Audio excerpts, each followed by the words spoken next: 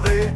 Možná to hraješ, tvůj mozek pikometrický. To, jak seš blbá, přesahuje chápání lidský. Dneska se do showbizu talent asi nehodí. Blbost vládne světu a lidem se to líbí. IQ máš asi jako vonmocnina z komára. A věř, že za čtvrt roku neštěkne po tobě ani kůr. Poslouchat ty tvoje debilní a blonďatý keci. To bych si radši pomlátil hlavu po popelnici. Svou debilitou se stát celebritou nechci hledat inspiraci, tvý inteligenci není možný.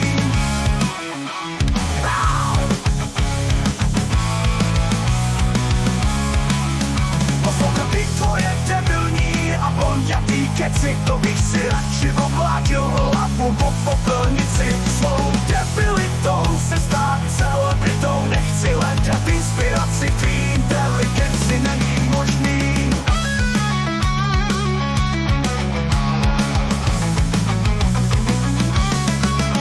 Hleď na sebe, jestli nemáš nějaký skrytý talent, tak si můžeš už jenom dát na svoji blbost patent. Budeš ho potřebovat, až tě budou napodobovat.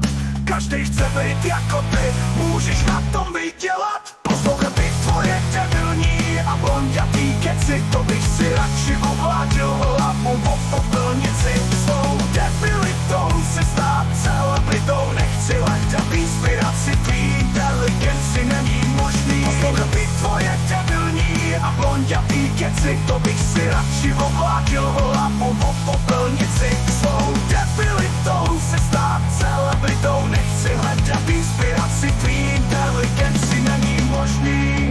Chtěl jsem ti říct, že před chvílí jsem tě nenáviděl. Dalo by se říct, že jsem ti slávu tiše záviděl. Po zhlédnutí videa si pro mě byla jen blbá blondýna. Co je tak blbá, že se tím mi proslavila?